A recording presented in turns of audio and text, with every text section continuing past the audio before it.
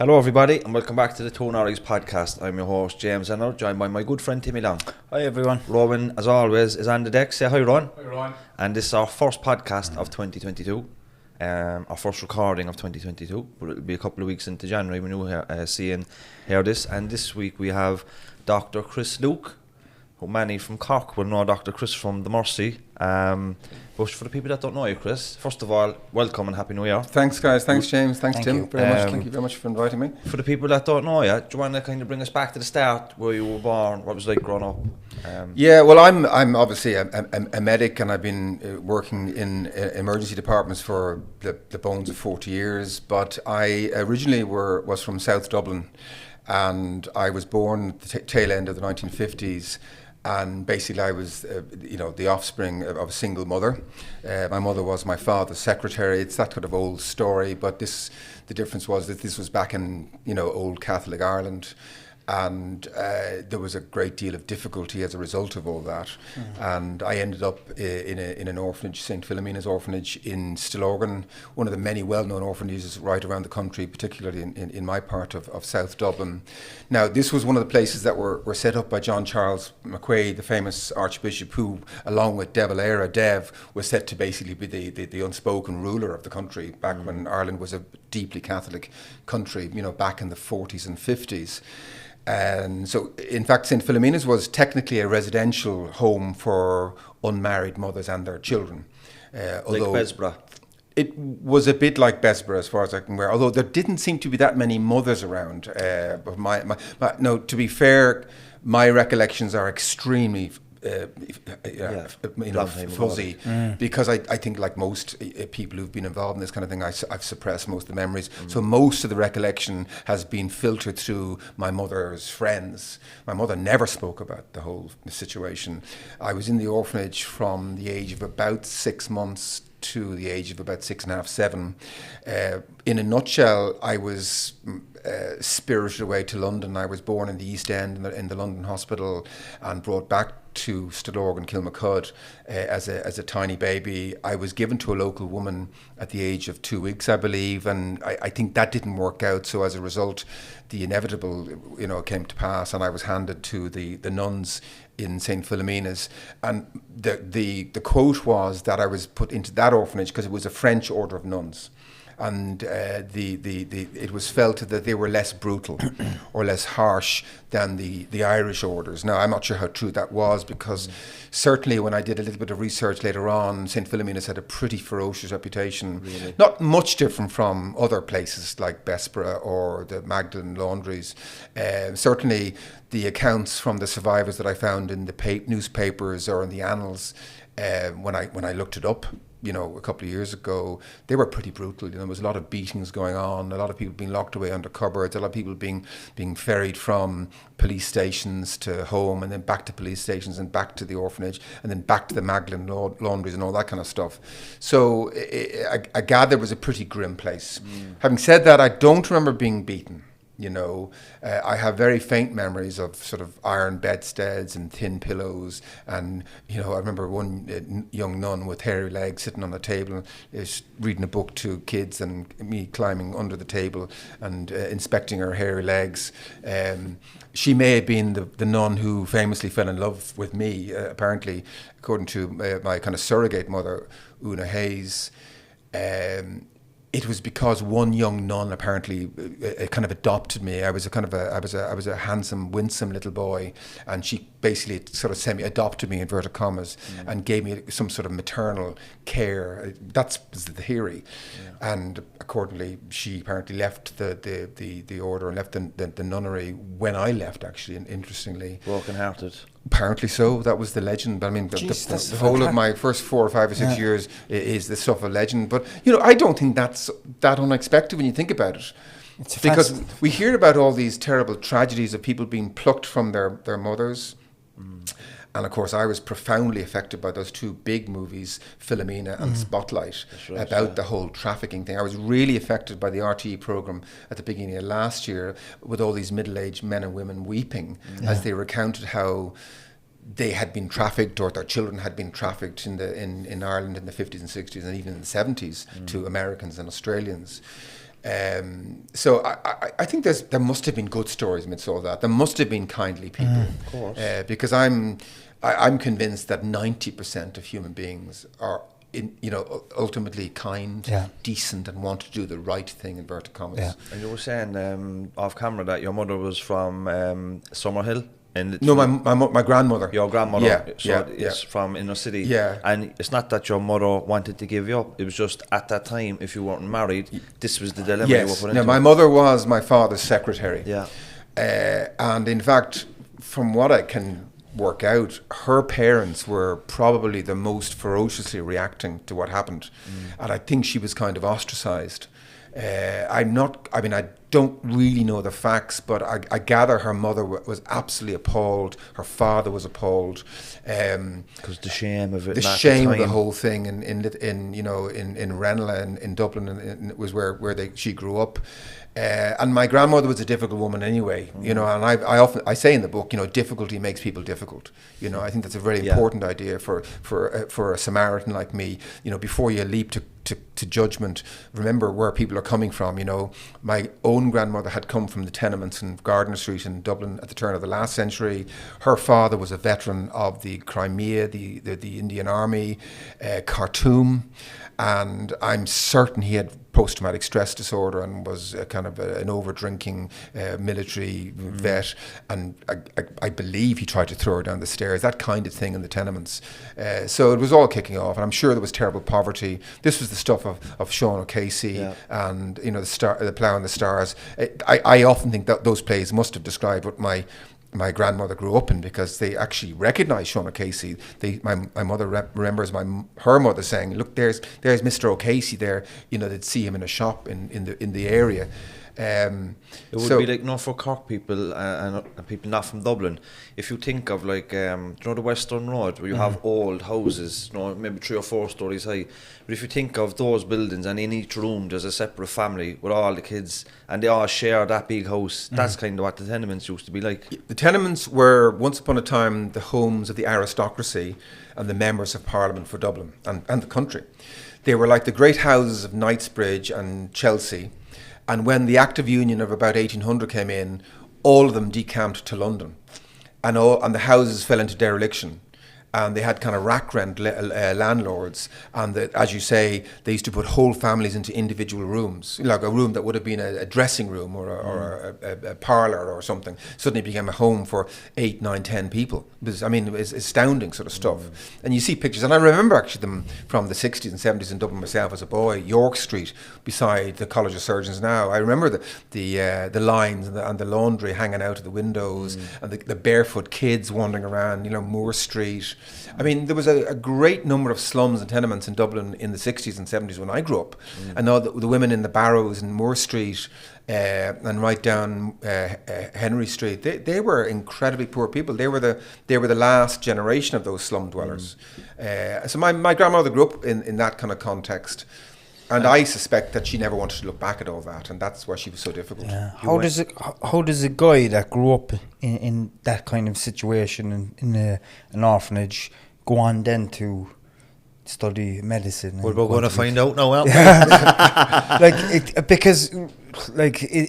Listening to your backstory, I'm sitting here and you're a doctor and everything else, and because there might be a perception that see where we come from. Consultants and doctors are that is the beginning kids. Of life for a lot of us. Yeah. Homes and things like that, and we go on into prisons and drug addiction. But your story is so different. Well, here's the thing, Tim. I believe I was the blessed recipient of good luck. You have to remember that the whole of Irish society was in these orphanages, from the very top to the very bottom. Okay. So you had letterfracks, these terrible places where boys were brutalised and killed, or bespera, and people, or tume, right, and babies ending up in pits and. And then on the other end you had people in the upper middle classes where there was still scandal and shame, and they were put into slightly more middle classes places. So from what I understand and have learned more and more is that there were lots of children that were put in and out of these orphanages, inverted commas orphanages, because I don't think that most of the kids in there were orphans.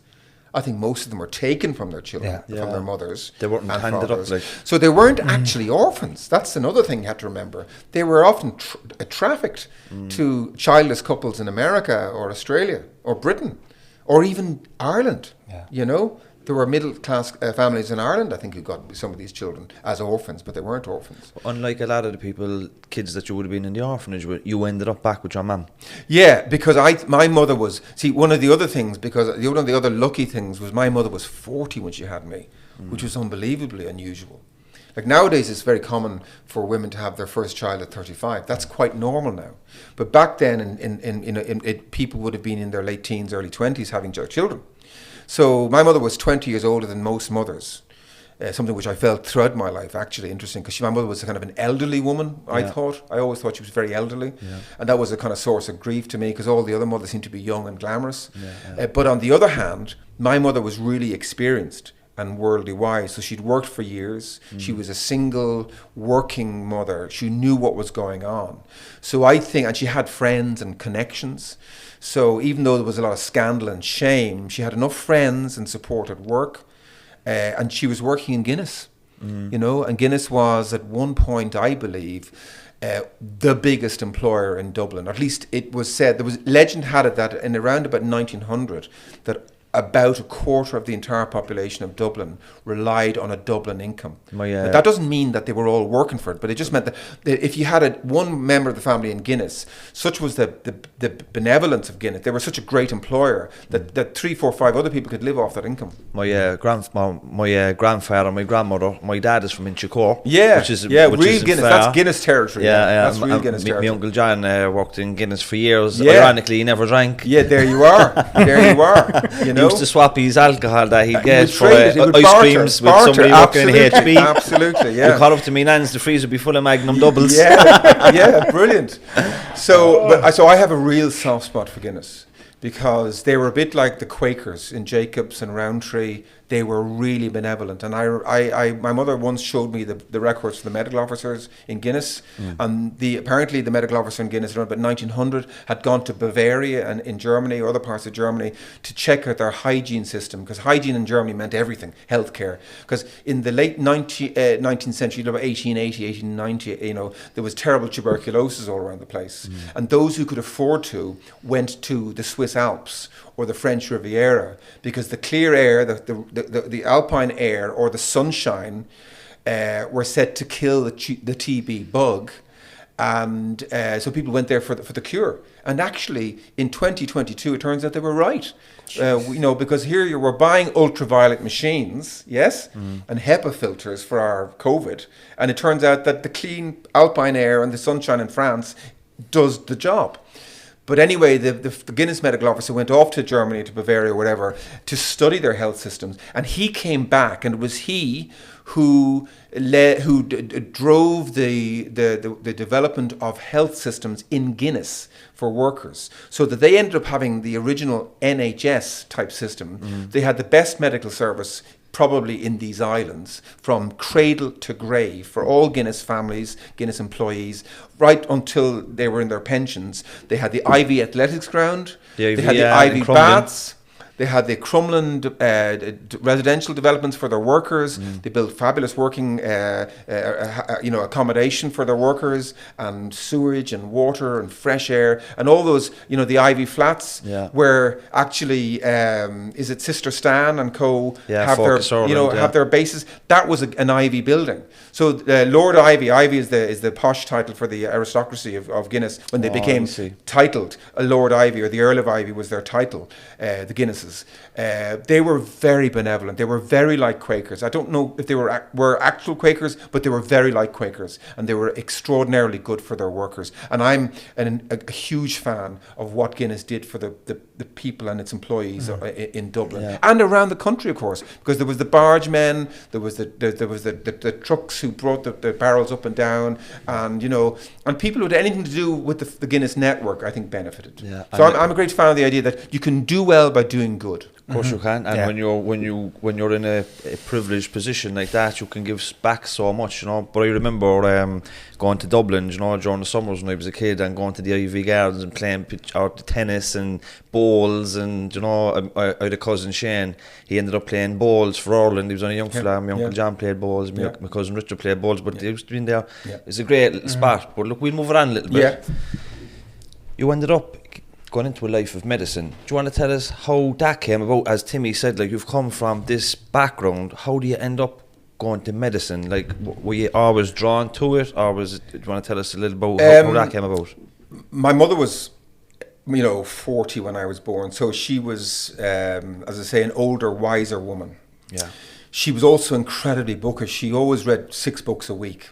I grew up in libraries. My spiritual home is beside a stack of books. Okay. My happiest memories as a boy would have been bookshelves at home, bookshelves in the Dún Laoghaire Library, Blackrock Library, Stillorgan Library, the RDS Library. And when I was a student, if I wasn't in the pub or occasionally in the lecture hall, I'd be in a bookshop, a warm, dry bookshop, reading bits of books in Fred Hanna's or Gill's and Hodges Figgis or whatever. So I was a very bookish boy, very precocious. My mother, despite the sort of the disapproval and the shame and all that kind of stuff, she kind of got over that. But she was a remarkably good woman.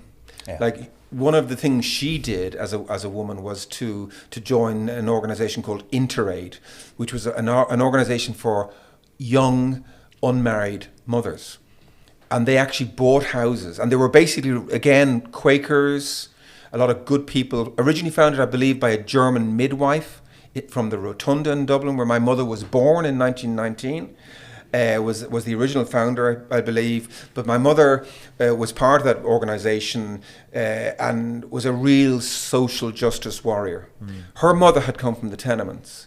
She was a very devout Catholic, despite all the stuff that the church had said or did to her, or whatever it did to her. And despite of that, she was a real. She adored Saint Joseph. He was the founding father of the Holy Family. She regarded him as the neglected father figure in the Holy Family. So until her dying day, she loved Saint Joseph as the kind of protector figure.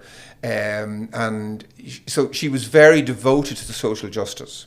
And I think I absorbed all that, care for people in the inner city, care for people who were not lucky like me. I mean, I said to you earlier, I started life in an orphanage. I owe everything I have to the luck of having a woman, a sort of a social justice warrior woman, a strong, independent woman who had this vision for me. That she put me in this school, place called St. Conleth's in Dublin, near Bowles Bridge, which was one of the schools founded by John Charles McQuaid. It was a Catholic school without priests. It was a kind of an experimental school in those days, back in the 1940s or late 1930s. And I just flourished there. It was it's nicknamed as the school for quirky kids, and I was a quirky kid. I was also a stroppy kid because I discovered when I was about 11 that I was illegitimate. I discovered who my father was. I discovered that he had another family of 6 kids and a wife, and that all was not as it seemed. And I discovered all that accidentally when I found a letter in my mother's filing cabinet. Did it manifest in behavioural issues? Yes, and I became one of those kids who was always on the way from or on the way to trouble, as they say. I became a tearaway. I went off to Amsterdam. I dropped acid. I hitchhiked around the place with friends. I was a party animal. I was very wild, really, as far as you can be, without completely going off the rails. But I went pretty close to going off the rails. And like people that we were saying around, people have a perception of doctors and consultants as like goody two shoes, posh boys, but people are getting to understand how it's not always like that. No, and not only that, guys. I mean, like, I went to college in UCD in 1976. And there were lots of farmers' daughters and sons. Yeah. A lot of people who had just probably scraped together to afford college.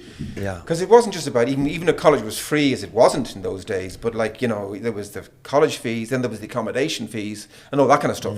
So a lot of people. I worked through college. I worked in bars and. How long does it take it to become? 6 years is the basic. And what was it like? I can imagine it's very hard. It's very hard. It's very hard. And I was a dreadful student. But it's elite students. Well, I was. Is it a point system back in the day? Yeah, I mean, I had 2 or 3 pieces of good fortune. I was a kind of pretty boy, and I had my father's charm. My father was a PR man, basically. He was one of the founders of the Institute of Public Relations of Ireland. He was a very famously charming man, and I inherited some of that. I was also quite bright. And I had my mother's value systems, and that's what kept me going. So I was always in trouble. I was always getting leathered in school. I was always being put outside the door. But somehow I just kind of clung just with my fingernails to the right side.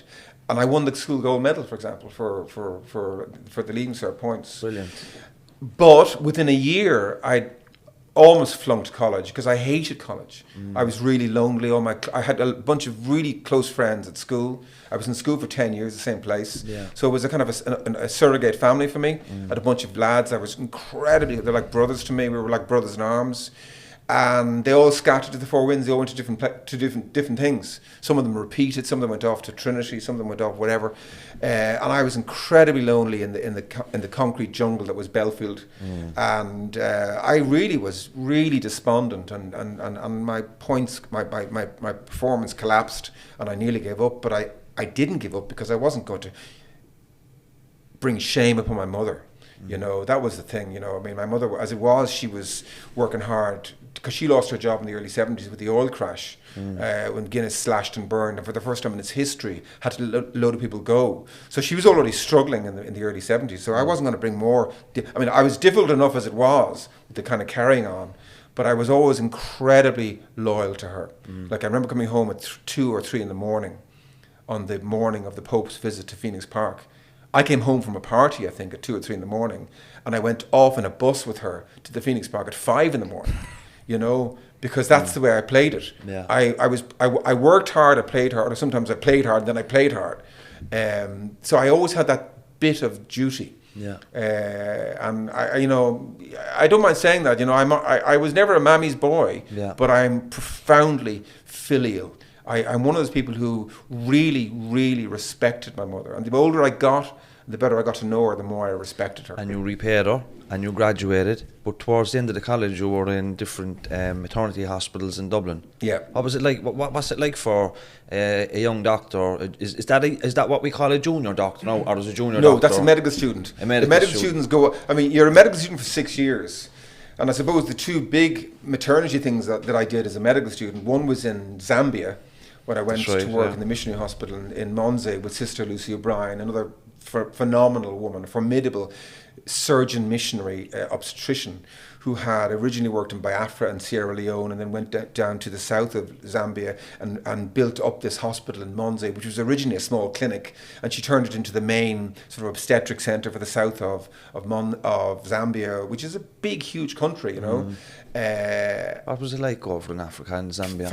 Fascinating, you know. Is it like basic materials? Really basic. I mean, I remember arriving from, we flew from London to Moscow to Angola, you know, we were in an Aeroflot, a Russian flight, which was, you know, full of KGB type agents, we thought.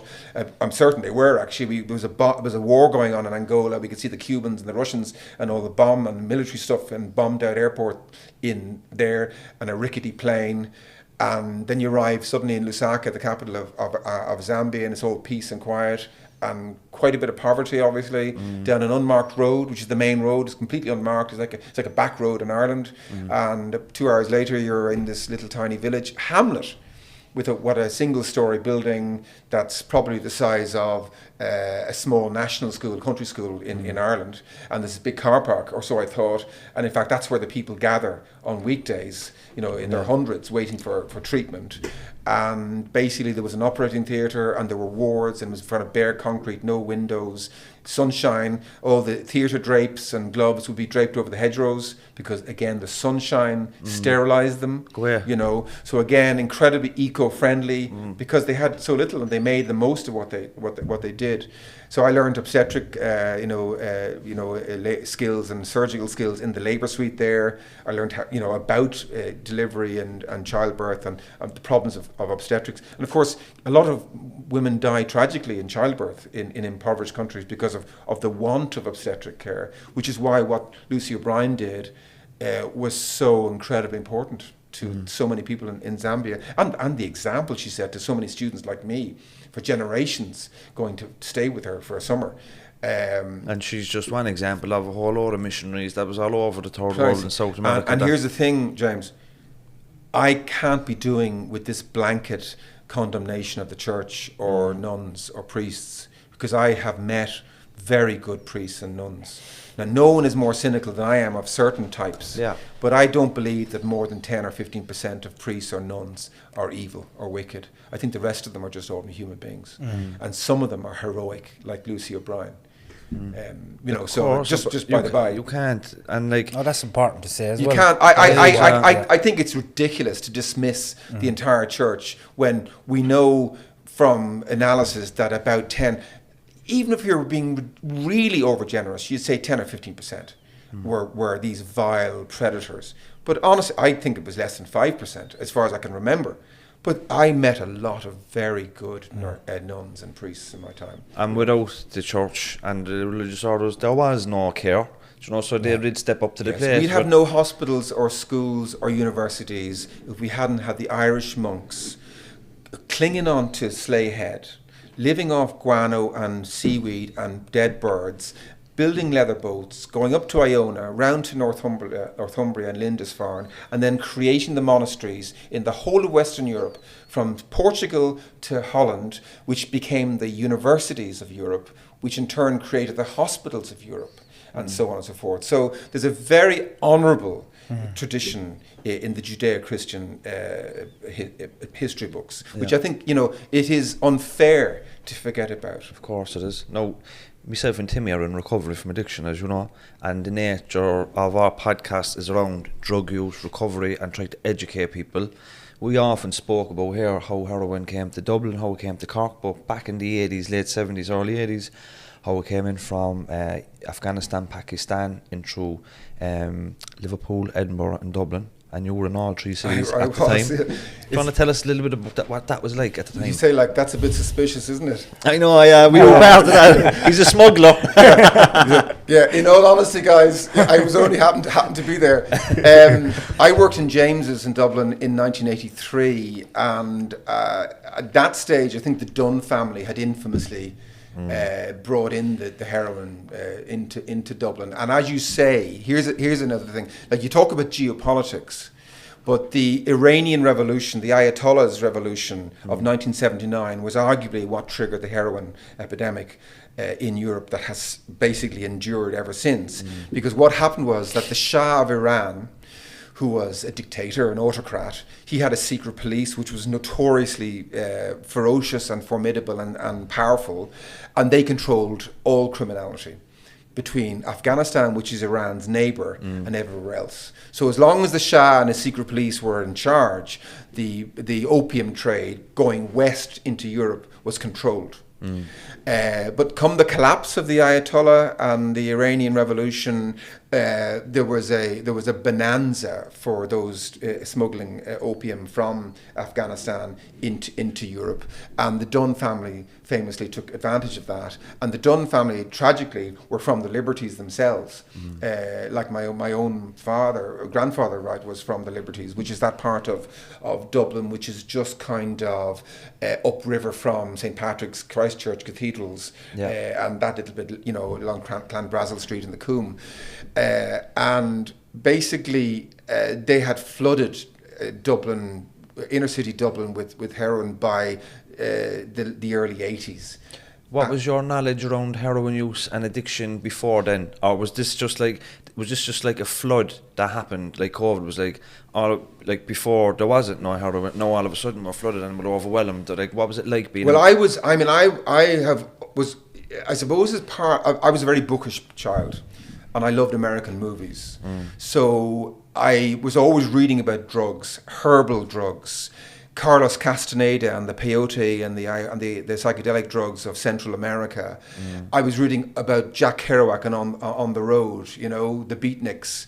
and the heroin and the psychedelics, and Hunter Thompson, on the road to Las Vegas, and gonzo journalism, which was about this kind of semi-realism, and then in terms of the movies, like French Connection, really, really, really powerful stuff about the heroin trade, and I mean, I heard recently about how the Stones and the Beatles were the heroin, they became addicted, or certainly became big users of heroin. Yeah. John Lennon and Keith Richards, because of the music trade when they were in the south of France, because apparently at one stage they were broke, and people from Marseille came to the chateau or wherever they were hiding out back in the south of France back in the early 70s, the time of the French Connection.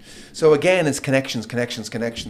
And anyway, Dublin was this big port. It was connected to Liverpool. It was connected then to Holyhead, Liverpool, France, whatever. And so stuff was coming in through Dunleary. I remember I used to hang out in Dunleary. I'm a Southside boy from Stillorgan, Dunleary. That's where I did my growing up, my courting. And there was a mini epidemic of heroin use in the late 70s that people don't know much about. Young middle-class kids were dying because some of the stuff was being diverted from the mail boat, in Dunleary to Glenageary and to Dalkey and to Killiney. And, I know boys and girls who were addicted and who died, or there was one friend of mine who ended up in the street and died as a heroin addict, which is he was this, I don't want to go there too far, but he was he was a quintessential middle class kid. I played golf with him. It was extraordinary that he would end up. I didn't know that until recent years, but anyway, I ended up in St. James's, and within a day or two, I saw my first heroin addicts coming in, overdosing, blue grey face, pinpoint pupils, barely breathing, not breathing, and then responding to this magical drug called Naloxone or Narcan, which I'd almost never heard of, because my first job had been in Wexford, no heroin issue. Yeah. My next job had been in Vincent's, no heroin issue there really, and yet we were using it every day, every other day in James. Which is an antidote to opiates. Yes, and basically, you were learning on the job. So we were learned in those days in the early 80s that, for example, if you give the antidote into a vein to one of these overdosed heroin addicts, they would suddenly wake up. They might get very stroppy. They might rip out the lines and say, "You wrecked me, buzz, man, what are you doing, man, And they'd storm out from the resource room, spraying watery blood everywhere. And then they'd be found dead about half an hour later in the campus, because we discovered very painfully that the antidote wore off within minutes. So basically, if you've taken an overdose of methadone or heroin, that can last in your system for hours and hours and hours, like 2 or 3 days, whereas the Narcan may only last for 45, 50, 60 minutes. It could bring somebody that went over, it could bring them back, but they could go back over again. Precisely. So what we, and again, you learn the whole time. So we learned to give it into the muscles in the thigh. Because it's slow release. Because it's a depot, it's a slow release there, which means it was in the system for much longer. So you instead of giving one ampoule into the vein, you gave 2 or 3 ampoules into the thigh muscles, and that way you could head off the possibility of them running off. And the other good thing was that they didn't wake up so quickly and so angrily. And the other thing was you didn't need to get so many lines going in. Of course, at the same time as all that was kicking off, HIV was kicking off. I know, Jesus Christ, it was a mad time, wasn't it? It was a tricky time. And I had friends who were dying, or friends of friends who were dying. I mean, I was a young man about town in Dublin. I was like 19, 20 in 79, 80. Yeah. And I used to drink in places. And like if you're going out with girls, is it in the back of your head, or are you thinking people thinking it's only homosexuals at that time? In my own defence, I'm very heterosexual. Yeah. So, but I had a lot of gay friends from I was a real man about town. I was a man. I worked in Captain America's in Grafton Street. And when that burnt down, I worked in Solomon Grundy's in Suffolk Street or whatever, and I worked in other places around the city. So I knew a lot of people around the town, and I knew a lot of the gay guys. I used to drink in the Bailey with them, or wherever. And 2 or 3 of them, like Fab Vinny, was one of the guys I was friendly with, used to drink with, and Charles Self was another one. They both died. Fab Vinny was the famous MTV disc jockey who came from Clonmel to New York via the Bailey and RTE Montrose. He was our first rock megastar, TV star, but he was also our first celebrity victim of AIDS. And Charles Self was the victim of an as yet unsolved cold case. He was stabbed many times in his flat in Monkstown in County Dublin, in a murder that was unsolved, and it was thought that he had picked somebody up, and it went horribly wrong. Do you know, when you were working in the hospitals around the HIV and AIDS, did the hospitals know that it wasn't just gay men, and did they know the extent of it, or was it like the Narcan thing you're learning as you go? No, you're learning the whole time. Like I went from the Narcan lessons of St. James's and the Liberties to Edinburgh Royal Infirmary, where we ran a flying squad, one of the first flying squads in the UK in the mid-80s. And, I remember going out to the tenements there. And A flying squad outreach? Flying squad. No, flying squad, it's an ambulance with intensive care stuff on board. There's no bed. It's basically, you're in the front cabin, and you've got this amazing intensive care kind of facility at the back. So you got all sorts of things. You can put people to sleep. You can do automatic pumper on the chest. You can use anaesthetics and all sorts. Was that set up then because of the drug use? That no, it was set up for accidents and cardiac arrests and general stuff. But I remember being called one evening to the tenements, and the tenements in Edinburgh were very different from the tenements in Dublin. In Dublin, the tenements were all right in the centre, whereas in Edinburgh they were all right at the periphery. And so we remember flying out to one of the tenements out out by the river in Edinburgh one cold winter's night, and we had to go with the police because they used to throw slabs of stone concrete onto the police. That was one of the recreations that they used to have there in the tenements in those days, because they didn't like the police, and so we had to go in convoy. And I remember arriving in this dark tenement one night and rushing into the maisonette in the tenement with the nurse. We had our kit on, the high vis, rushed in the front door, and there was two young skinny women on the stairs to my right, with cut glass containing whiskey or something like whiskey and smoking joints. And I remember going, I said, what's going on here? Because it was all dark and broken glass and no lighting outside. And you go into this maisonette and it's warm and comfortable, and these two young women sipping whiskey. And she said, "You're too late, Sonny. She's in there." And I rushed past her down the 10 yards of the corridor into this big, spacious sitting room, where there was all this leather furniture and a big, huge colour TV. And there on the floor, on the carpet, the thick plush pile carpet, was this skinny, anorexic young woman lying there, inert, no movement, no breathing, and grey. And I shook her shoulder. You okay? You with me? You there? You okay? And no, nothing. And I realised she had a mouthful of pus. She was dead. And she was basically dead. And in fact, it was rigor mortis was beginning. She was dead for a while. And it was while. obvious that she'd been dead or was dying at the very least when the ambulance was called. And it was like the neighbours that you seen. It was like and they were normal, wasn't it? But they were partying. And in fact, it was only after I had a chat with the nurse and we said, "Look, there's nothing to be done here. We'll just pronounce it life extinct." We were going out back to the ambulance, and I then heard a baby screaming upstairs and crying, and I realised that was her baby. And I never forgot that night, that cold winter's night, that skinny anorexic heroin addict mother was lying dead on the floor of this maisonette. The two young women were completely indifferent to her condition or plight, and there was a baby upstairs, and that we were going back to a busy, packed emergency department across the city, but the social workers and the police and the coroner would all have to come in and deal with that situation. And I thought, God help that baby. But when you think about the mother dead on the floor, like, what happened to her in her life that left her like that? What happened to the baby afterwards? That's what I'm making. What happened to the baby? And that's one of my mantras. What did the baby go through already, even at that stage? What became of the baby now? Well, here's the thing. Let's go back to obstetrics. But first of all, one of my mantras, as I say, if you're in an emergency department, it's packed and it's noisy and it's bedtime and there's all people kicking off and carrying on, And I say to the nurses and the medical students, whatever, hang on. Remember, difficulty makes people difficult. Remember where they're coming from.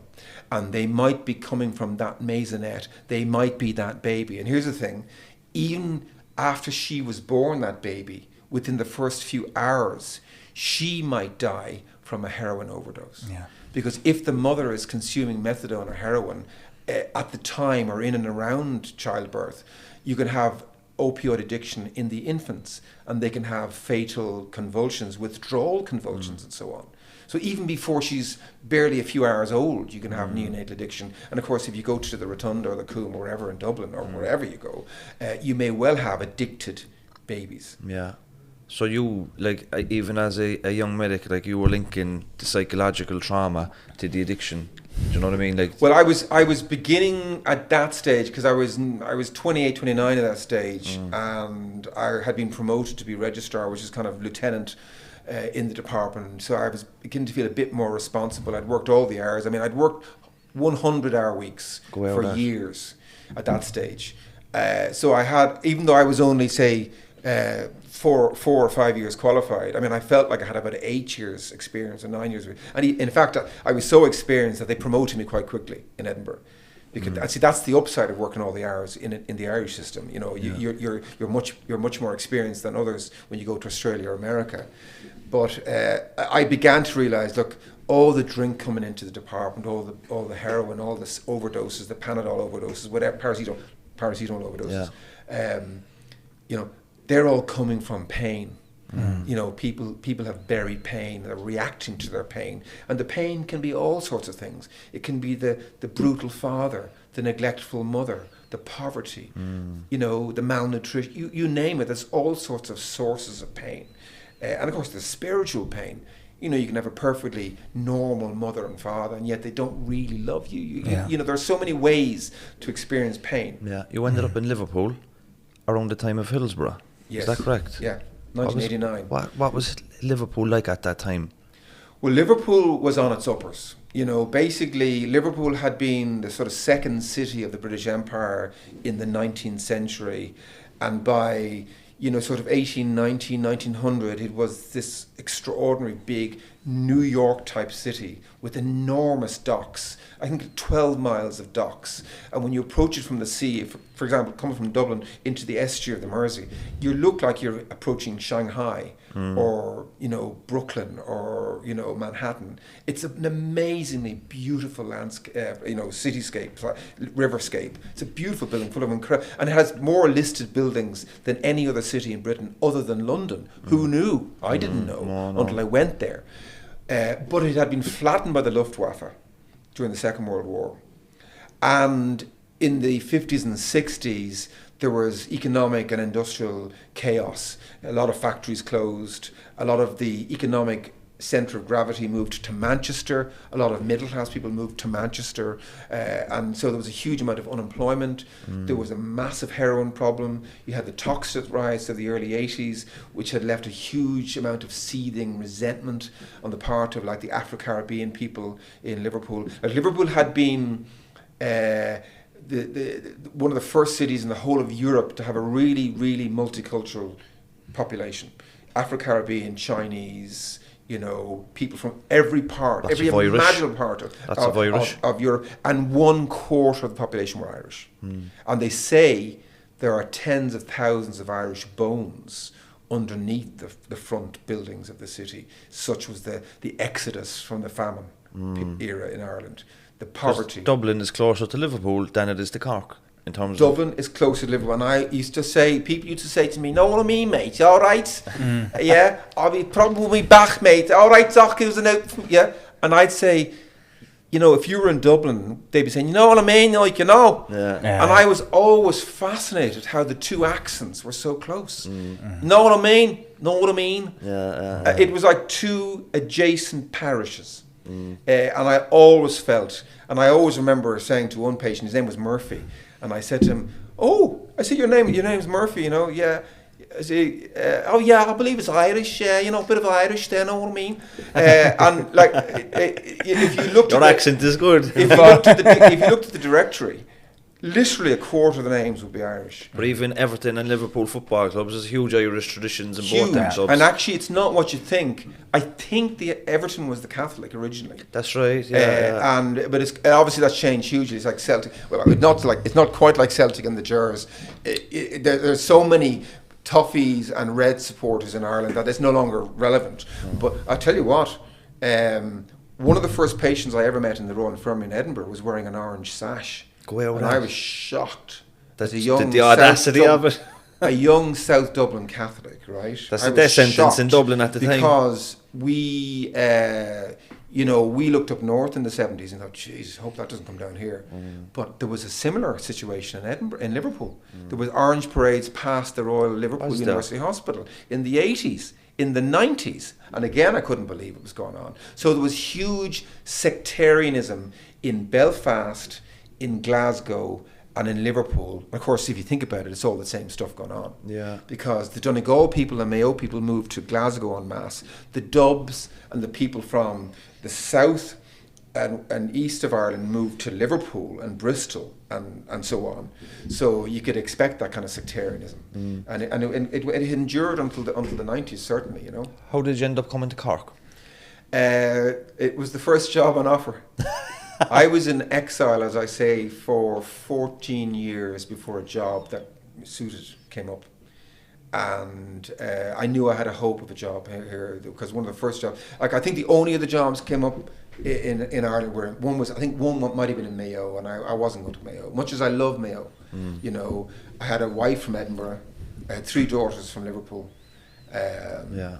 And I knew Cork because I used to come up and down to Cork as a student to the Jazz. I used to come up and down for weekends to Baltimore and to Skull. Beautiful. And I love Cork. So it was neutral. It was neutral for the girl from Edinburgh and the boy from Dublin.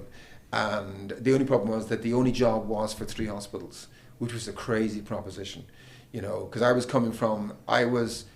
motoring. In 1999, when I left Liverpool, I was motoring. You know, I had been given merit awards for achievement. I was the director of education in Liverpool, which was the 4th biggest hospital in Britain. I was doing all sorts of stuff. You know, I'd made really, really good progress, and I knew this would be a completely sort of backward step professionally. I'd be starting from scratch.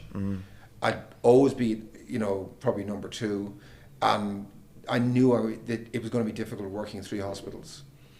But to be absolutely honest with you, working in 3 hospitals was probably the fatal blow to my career. Because, as I put it in the book, I ended up playing for 3 different football teams and committing to building 3 different clubhouses.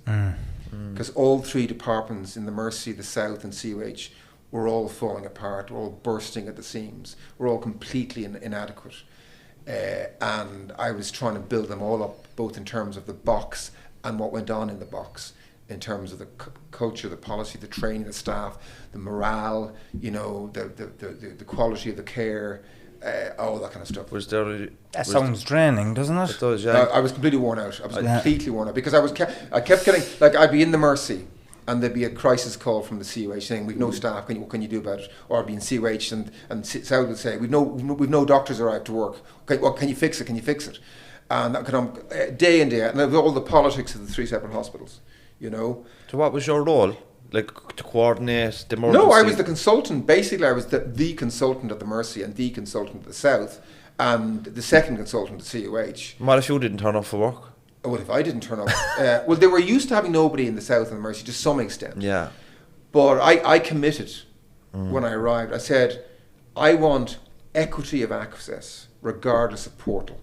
In other words, I wanted the 3 hospitals to provide the same quality of service regardless of where the ambulance ended up. So if the ambulance took you to the South or the Mercy or CUH, which is sometimes a random thing, I want to make sure you were guaranteed the same quality in all 3 places. And I promised the 3 chief executives that I would do my utmost for the patients in their facility. And I like to think that I kept my promise, but it broke my heart and it broke my back. It sounds like an impossible situation. It was an impossible thing. And in fact, they banned those types of jobs in about 5 years, 2006, I think. And I had other colleagues who were doing 2 hospitals who protested and said it was beyond what more than they could do. Do you know when you came from coming from Edinburgh and Liverpool coming to Cork, was there a big drop in the standard of the health service? I don't know. You can speak freely, can't you? I can speak freely. Yeah. No, I mean, God knows I've spoken freely enough about the whole thing. I've agitated enough. You know, look. Or maybe the morale amongst the staff in the hospitals. Well, look, like the Royal Liverpool Hospital had hundreds of consultants when I left. CUH had, I think, a couple of dozen. I can't even remember now, but 2 or 3 dozen. So even in that sense, in terms of scale, there was a huge difference. The South Infirmary, I think, had about 15 to 20 consultants and so on, and the Mercy much the same. So there was that scale difference. Yeah. The 3 departments were really completely unsuitable. You know, the Mercy, as you know, was a tiny corner room. There was like 2 or 3 rooms, and at times there was a room the size of this studio, guys.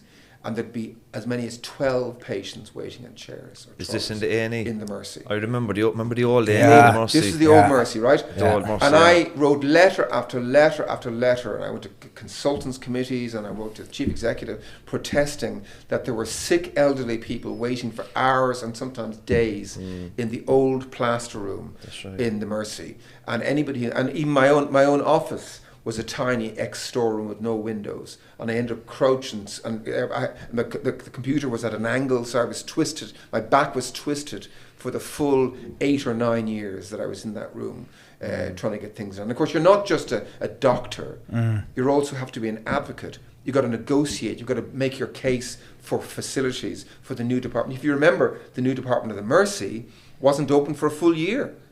Some of the kit in the new department of the Mercy was out of warranty by the time we got into the department, and I had to go to war on the front pages of the Echo with Minister Harney, who accused the staff of holding the hospital and the health service to ransom because they refused to move to a department which was about 4 or 5 times bigger and had about 20 rooms as opposed to 2 or 3 rooms.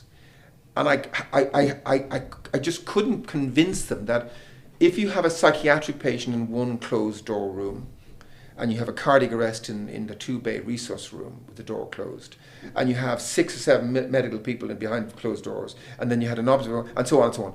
It was so much more complicated than in the 2 previous rooms, where everybody was in the same, black hole of Calcutta. The one advantage of a black hole of Calcutta is you're all in the same hole. Whereas in a proper emergency department, there are lots of different spaces. There's the psychiatric space, there's the children's space, there's the elderly space, and so on. Yeah. Do you know, if a doctor, everybody looks as a doctor, it's a great job. You have to be very smart.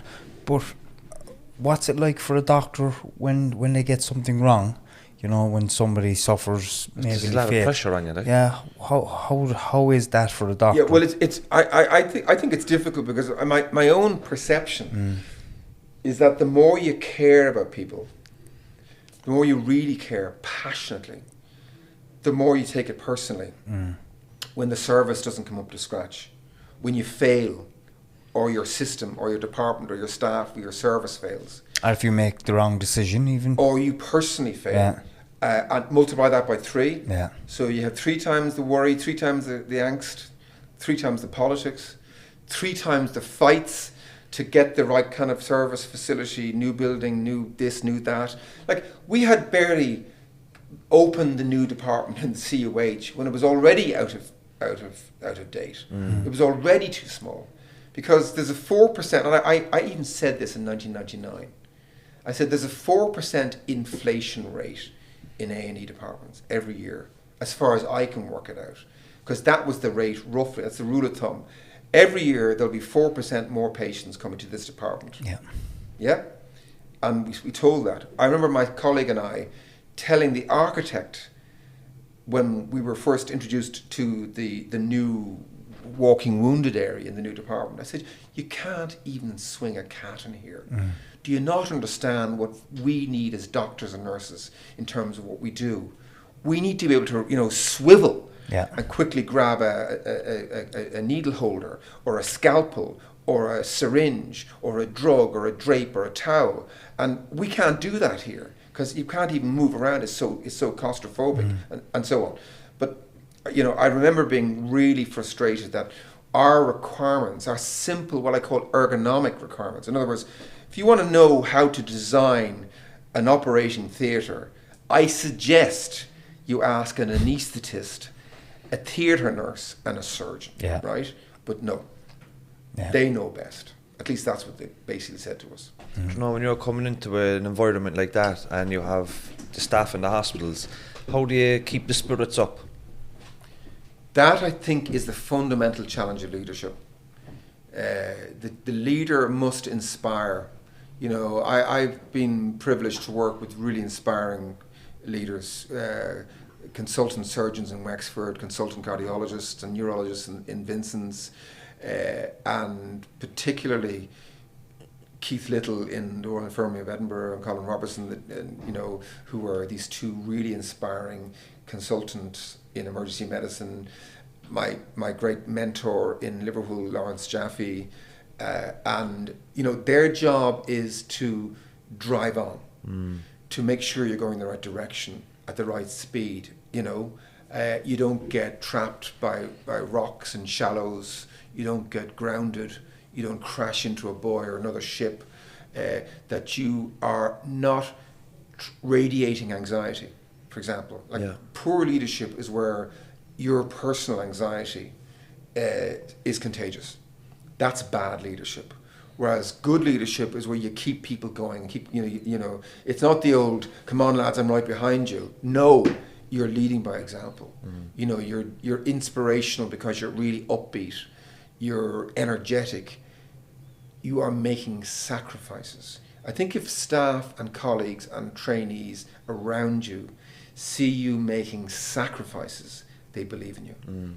Whereas if you're one of these politicians who is clearly not making sacrifices and who's clearly not invested and who's clearly not taken any notice of the theatre nurse or the surgeon or the anaesthetist or anybody down there, and who is almost never seen. And that was one of my big beefs as a doctor in the health service, is that, you know, where, you know, the department has been chock-a-block day in, day out for months, for years. Where are the leaders who have the power to do something about this? Why are they not down here with me? And why is the failure of the department, the misery of the elderly, the screaming child in the inappropriate room who's terrified by the drunk kicking off over there in the waiting room? Why am I associated with that failure? And why is the boss man or woman in the hospital not down here on a daily basis saying, what do you need, what do you need, what do you need? And I always quoted, and one of the reasons I got into such trouble back there at the beginning of the book, when I sort of lost the head on the national airwaves with Pat Kenny, when he asked me, so Chris, you know, what's going on with all this overcrowding in A&E? I mean, we all know there aren't enough beds, but beyond that. And I said, we need leaders who are down here in the A&E department fixing it, seeing the problem firsthand and fixing it, the way they do in England. They brought in legislation in the early noughties. Blair and Frank Dobson, the Secretary of State for Health, they brought in a rule that if a patient wasn't out of an A&E department in Britain in the NHS within 4 hours, the chief executive or the medical director got sacked or something similarly serious. There was accountability. And that fixed it. Because as they say, it's nothing like a few executions to concentrate the mind.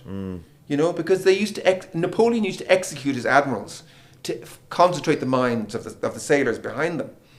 And, you know, there was always the sense, these guys don't seem to have real personal investment in the chaos at the front line. Because, and that may sound an incredibly inconvenient thing for them to hear. But if I'm not seeing the boss man or boss woman on a regular basis, in the midst of all the chaos that everybody knows about, and by the way, 1/4 of the entire population of this country goes to an A&E department, to an emergency department every year. That's a lot of citizens seeing dysfunction firsthand. So I say to people regularly, and I said it in the book, when a prospective TD comes to your front door come the next general election, I suggest you ask them one simple question. So, Mr. or Mrs. whatever, when were you last in the A&E department of the Mercy? When were you last in the A&E department of CUH? When were you last in the department of in Connolly? Can you tell me that? Because we're not very happy in the neighbourhood about what's going on down there. People are waiting. My grandmother waited there, 14 hours the other day for an ankle injury. So can you tell me when you were last there? Because otherwise, I keep hearing from TDs how they were shocked at the revelation that the A&E department was overcrowded. I know, but as the years go by, Yeah. and let you come in there now, as the years go by, right, and you have different governments, different variations of the same people, different ministers, and it's famously labelled Angola, Poison Chalice, the Department of Health. The problems persist for forever. We're talking about A&Es being overcrowded, people being on trolleys, and in 2021 there was all sorts of records being broken, and we know there was a pandemic. Do you think it can be solved if there was proper leadership? Well, James, all I can say to you is this. When Blair and Dobson brought in that rule about the 4 hours, the 4-hour target it was called, and sadly that was brought in a year or two after I left. They increased the salaries of the staff at the front. They created and appointed more of them. They threw resources at the A&E departments, and they created a 4-hour rule with penalties for the management if it didn't happen. And it fixed the problem in the NHS for about 10 to 15 years. And it was like hearing about a blissful transformation after I had left. So I know it can be fixed. It can be done, yeah. It's all I was going to say really was around the waiting time inside in hospitals. It's everybody knows that you're going to be waiting inside in the A&E, in the regional. The regional is an all-go zone. Stay away from the regional because you'll be there forever. The CUH as they call it now. Yeah, but the Mercy was the same. I've often gone to the Mercy myself, and I've stayed there for 2-3 hours, and I just walked out. Sometimes people get injured, and they won't even go to the hospital because they know they're going to be sitting inside an A&E room for 3, 4, 5 hours, and they won't even be seen. Yeah. So... And going back to what you said as well, if you were over there, and then it's coming 10, 11 o'clock, and now you've people coming in full of alcohol, causing murder, and in my own job in drug and alcohol services, we can talk about drugs all day. Drugs are very harmful to society, but alcohol is huge. Yeah, alcohol, I call alcohol the broth into which everything else is put. So if you're making a soup or a stew, alcohol is the broth. In other words, it's the basis of everything else. So it is our main drug of choice. There's just no disputing that. You get the same people going into the emergencies every night, sometimes every night of the week. Yeah, and so in response to your lamentation, Tim, it's just my lamentation too. There was an old joke that A&E stood for anything and everything. But actually, it's the truth. Because there's only one door into the health system now, it seems, for people with non-scheduled stuff. In other words, so you're on the waiting list for a hip or a knee or whatever. That's called scheduled care, planned care, and you'll get there eventually, hopefully. But if you've got anything else in between, anything that suddenly happens or crops up, or you're waiting for a scan, or you're waiting for that lesion on your skin that's getting itchier and bigger and scratchier, or you have this pain in your head, or whatever, or if you're homeless, or if you have a drink problem, or if you're just passing by and you wondered about getting that tattoo removed, they all pitch up in the same place. So we need to create more semi-planned, semi-scheduled care. So we need more access to scans for GPs. We need more care for the homeless. We need to do what I used to call appointments for trauma. So, for example, if you have an injury in Barley Cove or Youghal Strand on this Sunday coming, I'd like to think that you shouldn't have to rush up to the Mercy or CUH or to Waterford, but that you can actually make an appointment by phone call to see the nurse, the urgent care nurse or the advanced nurse practitioner or the consultant in the local emergency department or urgent care centre for a day or two later.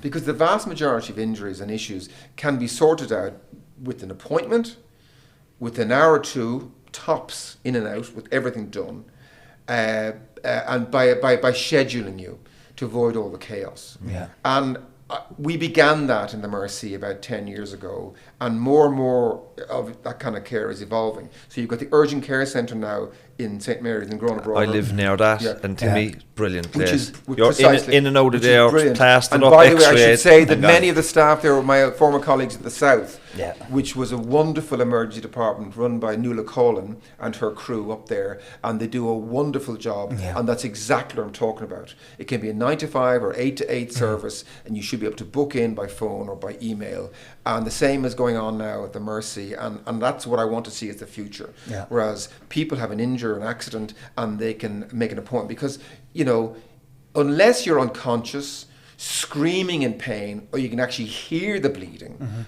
most things can wait until the following morning. Yeah. Yeah. And so in other words, there are lots of solutions, but it comes back to the architect, the theatre nurse, the surgeon, and the anaesthetist. If you want to know what the solutions are, come and talk to us, lads, because we have the solutions. It's the same in the construction world. When you have architects designing buildings, you will have an architect and an architectural technologist and maybe an engineer.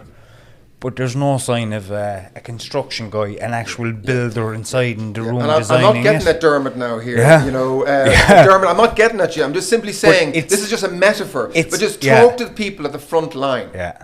It's the same thing, really. Like, when an architect builds a building, he's designing it for aesthetics. And I've come across it numerous occasions where, yes, they're beautiful buildings, but buildability, they do not last.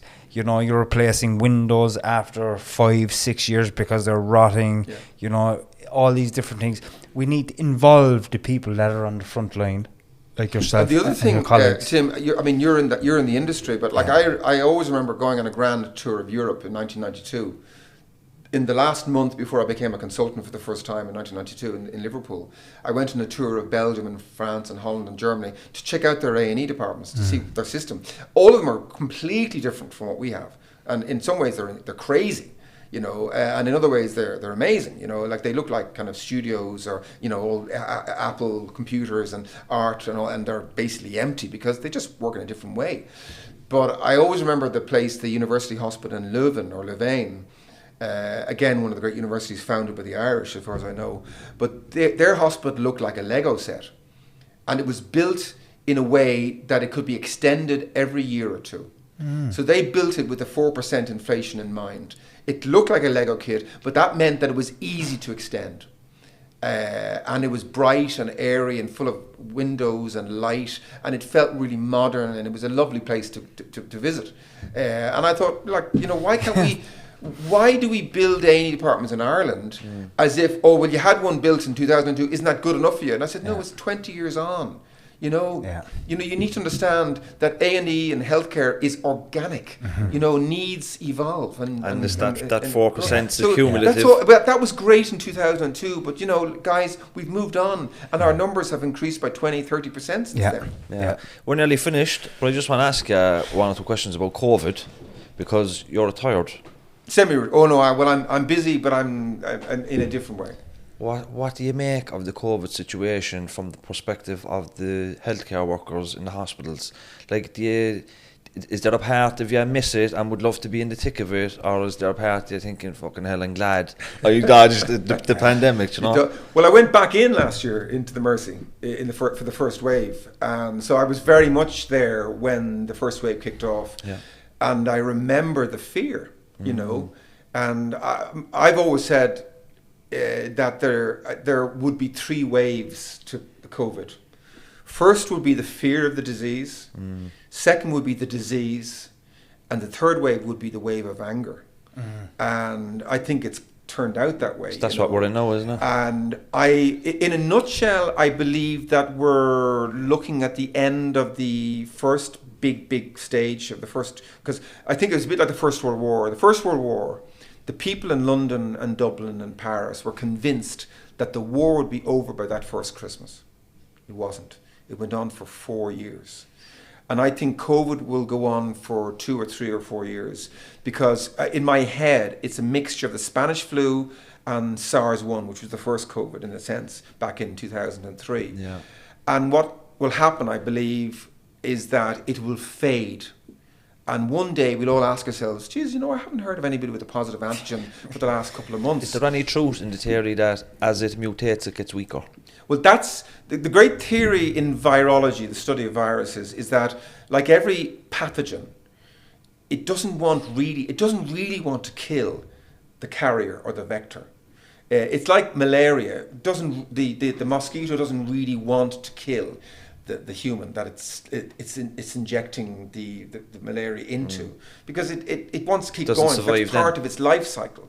And similarly, the virus, they say, will gradually attenuate or become weaker so that it doesn't quite kill you.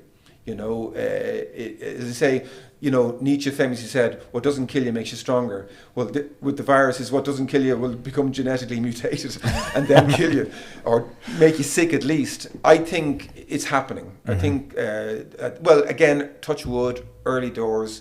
I think Omicron is showing that it's incredibly transmissible, which is great for the virus, but not quite so sickening, which is great for the vector, or better for the vector, us. And I think that's beginning to happen. So I'm kind of optimistic quietly. I put my hands up if I can be of any assistance. I volunteered last year. I went in. I'll volunteer anytime now if I think that it's required. Happily go back in. I'm still fully registered. I'm still working. I'm only in my early 60s.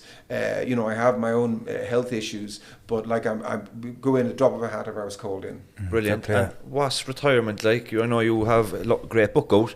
I'm going to give this away to one of our followers as well after I finish it up, so I might get you to sign that maybe. Certainly, I'll be delighted to. And but what's retirement like? Have you any plans? I'm slowly building up a second career. I mean, I'm doing a bit of committee work. I'm doing Mercy Foundation work, which is a charity very close to my heart. Because, as you know, I'm profoundly committed to healthcare, and I'm particularly fond of the Mercy and the people that it serves. I mean, it goes without saying. And I'm doing a bit of writing. I'm hoping to drift a bit into sort of medical journalism, because I come from kind of journalistic background. Family, father, mother, uncle, grandfather were all kind of hacks, and I've got that, I think, in the DNA. And we'll see. I'm open to all offers, basically. Yeah, not about it. Great way to end the podcast. You've been a great guest. Thank you. Thanks for coming on. And I just wanted to say, down through the years, like I've been to the Mercy, mainly the Mercy, for having my appendix removed. I was in intensive care when they burst. Sports injuries, overdoses. I remember overdosing and waking up in the Mercy, not remembering how I got there, and giving the nurses the height of abuse when tearing drips over my arms full of benzos, and then feeling so shameful afterwards. So, and always respect, always care. Benzo fits ending up in the Mercy. It was always the Mercy because it was the closest one. So thanks to everybody in the Mercy, including yourself. Thanks, James. Thanks, Tim. Thank you. You keep people like us alive, and maybe we might be so grateful at the time, but when the time comes when we can, get into recovery, then you'll remember, and then you can, give thanks. So thanks. Thank you. Well, I like to think that we're sinners serving other sinners. Exactly. True. See you all next week, lads. Thank you.